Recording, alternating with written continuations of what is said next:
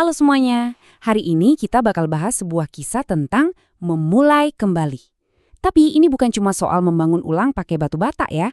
Ini tentang membangun kembali hidup dengan prinsip dan integritas. Yuk kita bareng-bareng bedah ceritanya. Pernah nggak sih ngerasain ada di titik ini? Harus mulai semuanya dari nol. Mungkin dalam karir, hubungan, atau sebuah proyek. Nah, perasaan inilah yang jadi inti dari kisah yang akan kita jelajahi hari ini. Oke, kita masuk ke babak pertama. Ini adalah kisah tentang kesempatan kedua, di mana sebuah bangsa yang udah tercerai-berai tiba-tiba dapat panggilan buat pulang dan membangun kembali jati diri mereka. 70 tahun. Coba deh bayangin, itu lebih dari satu generasi yang lahir dan besar di negeri orang, di Babel. Rasa kehilangan tanah air dan identitas pasti dalam banget kan? Tapi di tengah-tengah situasi kayak gitu muncul secercah harapan. Dan yang bikin kaget, kesempatan itu datangnya dari tempat yang sama sekali nggak disangka-sangka. Bukan dari pahlawan mereka sendiri, tapi dari seorang raja asing.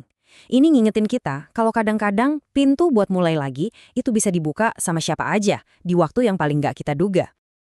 Akhirnya mereka pulang ke Yerusalem. Tapi yang mereka temukan cuma puing-puing dan reruntuhan.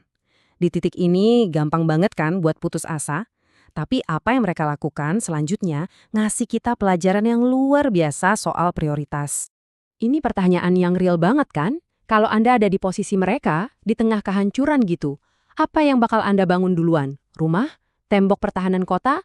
Ternyata pilihan yang mereka ambil itu mengejutkan dan penuh makna. Sebelum bikin atap di atas kepala atau keamanan fisik, mereka justru membangun kembali pusat spiritual mereka, mesbah. Ini nunjukin pemahaman yang dalam banget, bahwa fondasi sejati sebuah komunitas itu bukan tembok batu, tapi keyakinan bersama. Dan ini bukan proyek sendirian, tapi kerja bareng-bareng yang penuh rasa syukur. Nah, ini dia nih pesan inti dari bagian pertama cerita ini. Sebuah harapan yang luar biasa, bahwa bahkan setelah gagal selalu ada kesempatan kedua.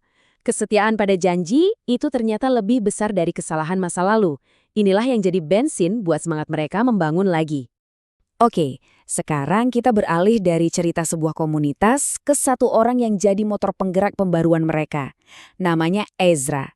Kalau bangsa Israel itu adalah tubuh yang lagi dibangun ulang, maka Ezra ini bisa dibilang tulang punggungnya. Jadi, siapa sih sebenarnya Ezra ini? Dia dikenal sebagai ahli kitab. Tapi gelar ini bukan cuma sekedar nunjukin dia pintar secara akademis ya. Ini adalah cerminan hidupnya. Dia adalah orang yang benar-benar hidup sesuai dengan apa yang dia pelajari. Integritasnya itu lahir dari dedikasi total. Dikatakan bahwa tangan Tuhan melindunginya. Wah, ini pernyataan yang luar biasa kan? Apa sih yang bikin Ezra begitu istimewa sampai dapat perlindungan kayak gitu? Apa rahasianya? Jawabannya ternyata simpel, tapi dalam banget. Nah, ini dia rahasianya. Sebuah formula yang bisa kita sebut 3M. Meneliti, melakukan, dan mengajarkan. Coba perhatiin urutannya, ini penting banget. Dia nggak langsung ngajar, dia mulai dari dalam dirinya sendiri. Pertama, dia pelajari firman-Nya dengan tekun. Kedua, dia berkomitmen buat ngelakuin itu dalam hidupnya. Baru deh setelah itu, dengan otoritas yang lahir dari integritas, dia mengajarkannya ke orang lain. Ayat ini kayaknya ngerangkum seluruh filosofi hidup Ezra. Ini bukan sekedar kebiasaan atau hobi, ini adalah tekad hatinya. Sebuah keputusan sadar untuk menjadikan firman Tuhan sebagai pusat pengetahuannya, tindakannya, dan pengaruhnya. Terus, pelajaran utama apa yang bisa kita petik dari semua ini? Yuk, kita coba simpulkan warisan berharga dari kisah bangsa Israel dan teladan seorang Ezra. Pelajaran utama dari Ezra bisa kita rangkum jadi gini. Jadi pintar soal pengetahuan itu bagus, tapi jadi pelaku dari pengetahuan itu yang benar-benar ngubah keadaan. Pengetahuan tanpa tindakan itu cuma informasi yang ngendap di kepala. Tapi pengetahuan yang dihidupi, nah itu baru jadi kebijaksanaan. Itulah bedanya antara sekedar tahu dan benar-benar paham. Dan poin puncaknya adalah ini. Kisah ini nunjukin kalau pembaruan sejati yang awet itu butuh dua elemen yang nggak bisa dipisahin. Di satu sisi, ada aksi kolektif, yang dasarnya adalah prioritas yang benar, kayak waktu bangsa Israel bangun mesbah. Di sisi lain, ada integritas individu yang kokoh, kayak yang dicontohin Ezra. Keduanya harus jalan bareng. Sebagai penutup, yuk kita bawa pelajaran ini ke dalam diri kita masing-masing. Dari 3 prinsip Ezra tadi, meneliti, melakukan, atau mengajarkan, kira-kira mana nih yang lagi paling relevan atau nyentil buat Anda saat ini?